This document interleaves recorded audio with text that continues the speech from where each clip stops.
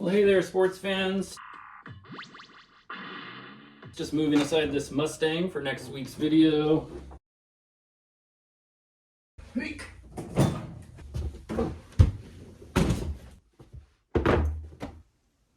Today, we have to do some pesky work.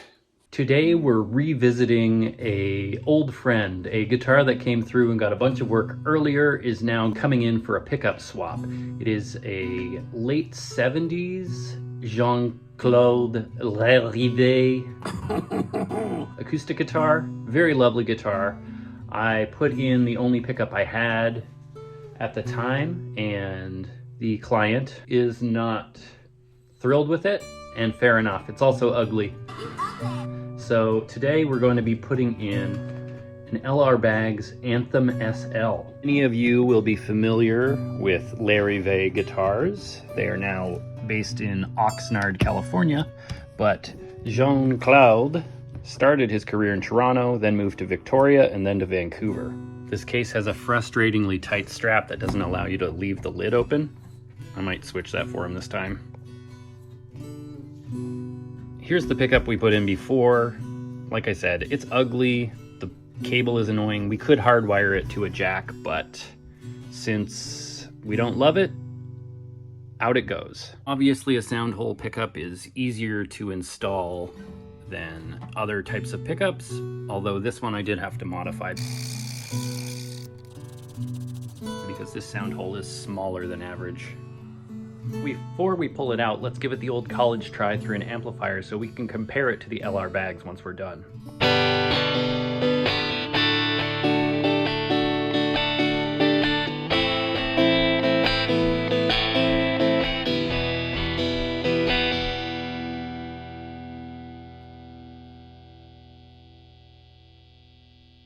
I noticed while tuning that the G string is sticking, so we're gonna have to take care of that too. Hear that? Don't like that. And the E sounds like it's getting muted a little bit by the nut, so we'll take care of that as well. Okay, it's supposed to have built-in like humbucking technology or something like that, and it's pretty buzzy, and the tone is very harsh, very metallic, very tinny. Not a fan. So let's pull this out and get the L R Baggs in.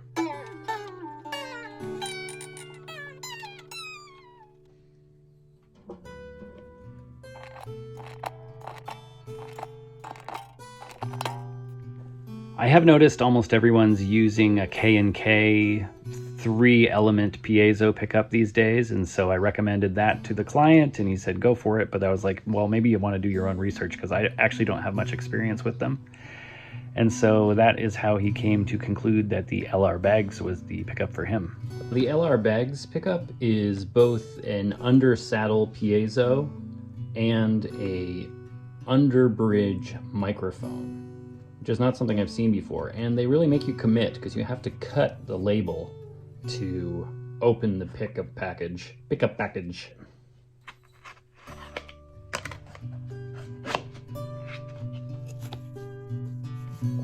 Okay, here it is. We've got your microphone, controls, and underneath of here we'll also have a battery holder and the piezo.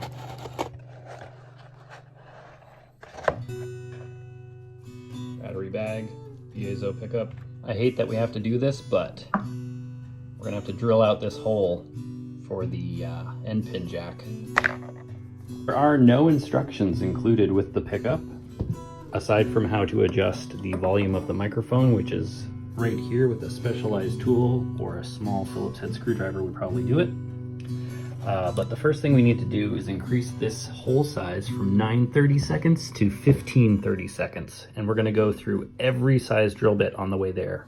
To minimize lacquer chip out, we're just gonna put a little tape around the hole.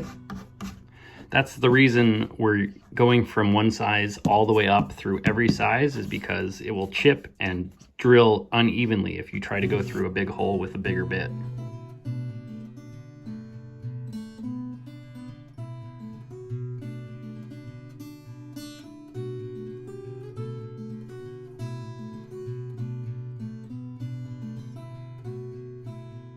So it seems they want you to do a 1/2-inch hole, really.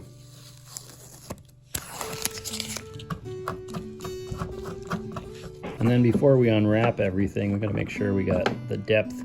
You're out of your depth. See, we need a little more depth here.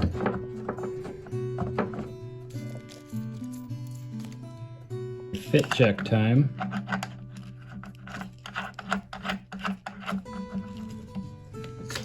That looks about right to me.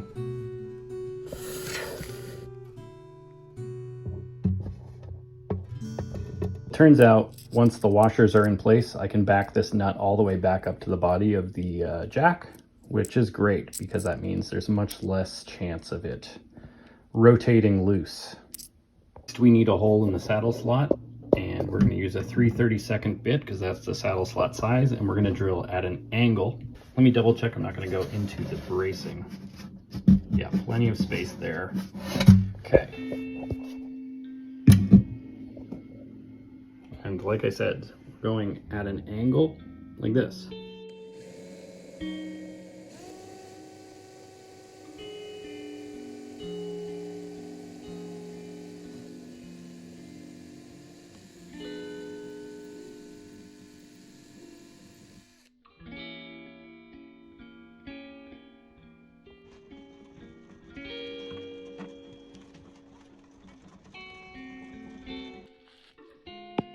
Of note, I do not see any of these supplied in the kit.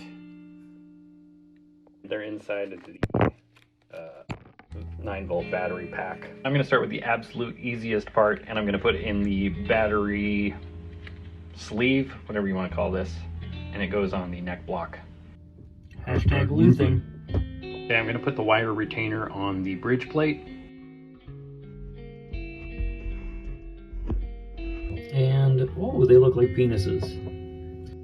With the wire retainers in place, we're ready to start installing. I'm going to pull the double-sided tape protectors off of this and get the jack in place and this in place, and then we'll worry about getting the piezo in. Tiniest piece of tape on these washers just so they don't fall off while I'm installing.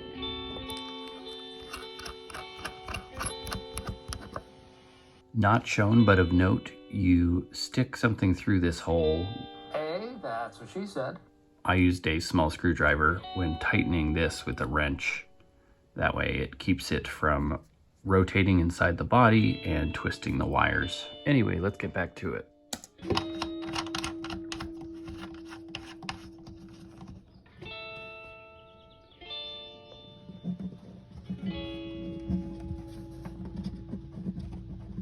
The black dot on the piezo is to face upwards. To maintain the action, I need to shave a little bit off of the saddle. The website says 0.032 inches, whatever that is. 0.8 of a millimeter.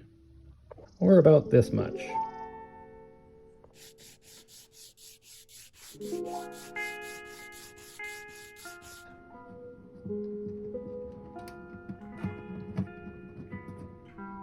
Turns out I have no 9-volt batteries, so I have to steal it from this project, which if you haven't seen this video, this is dual onboard overdrives.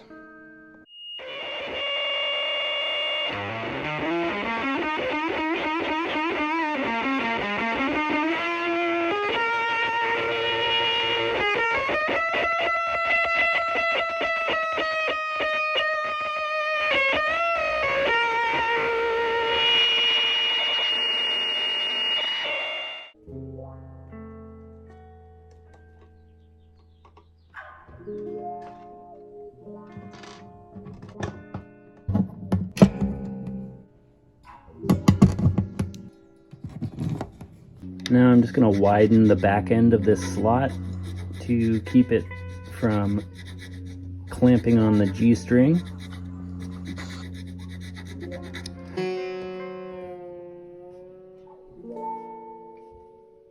i.e., it's very muffled.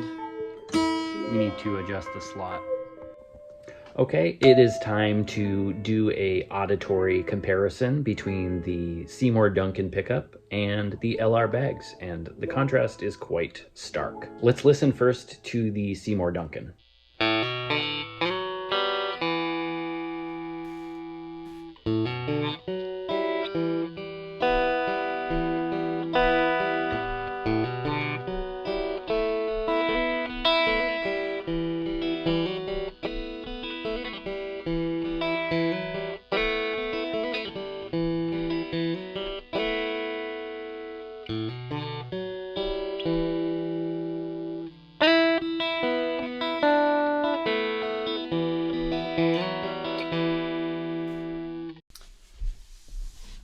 Okay, I have all the exact same settings, and I'm going to turn the amp back on with the L R Baggs pickup installed, and the nut has now been adjusted. Here we go.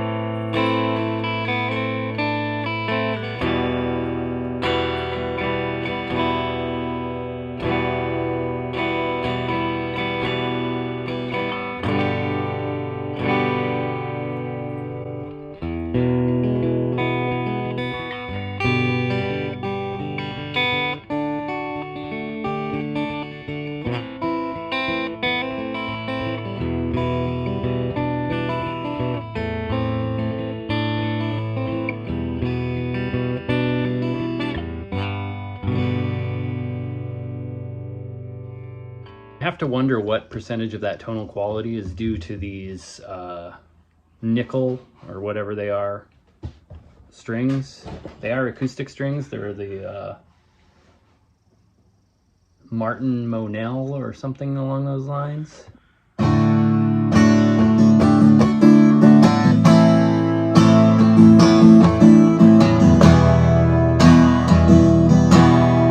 it is kind of thin, not very bass forward, so perhaps when he puts some phosphor bronze on here, it will warm up a little bit.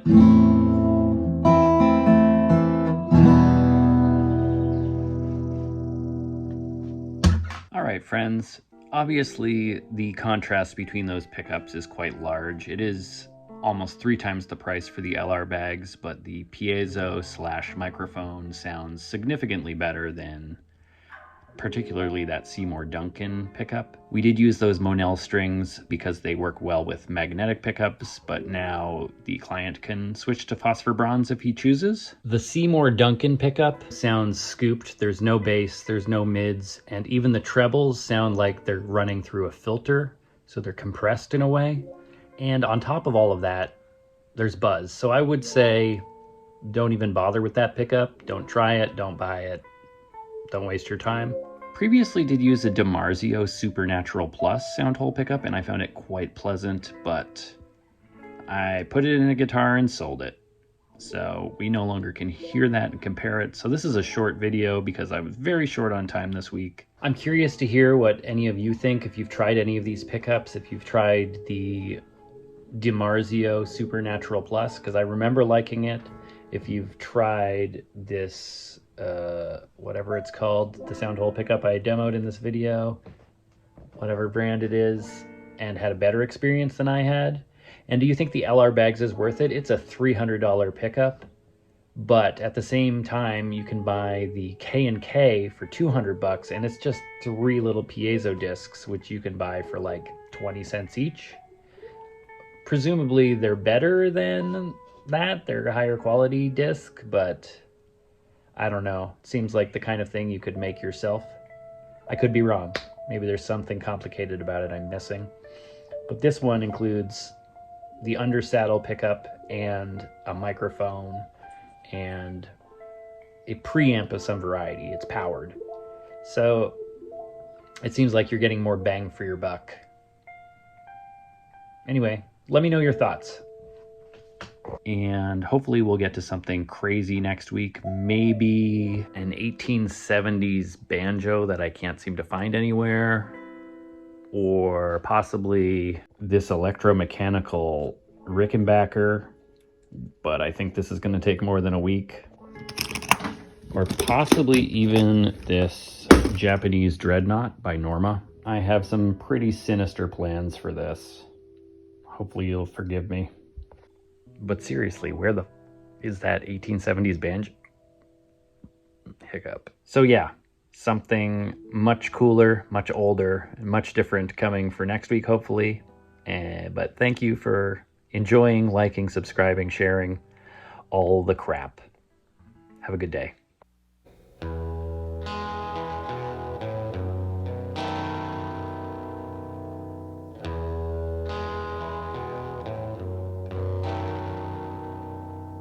Which way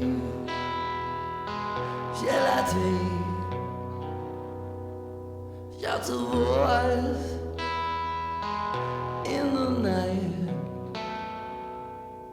I'm a pilgrim, oh wearied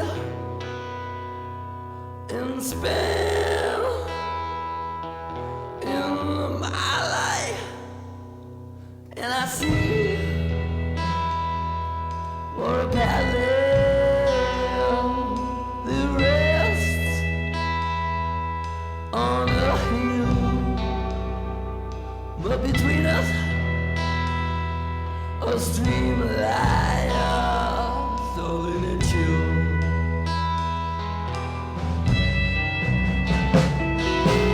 Hear my son, it's the old ways I grow.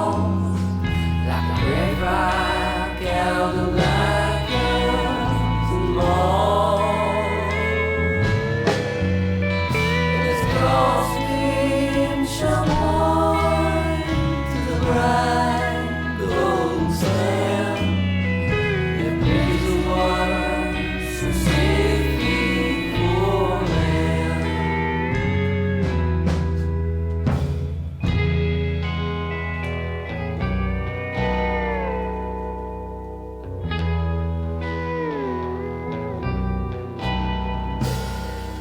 Which way shall I take for the bright golden span that bridges the water so safely for man? To the left, to the right.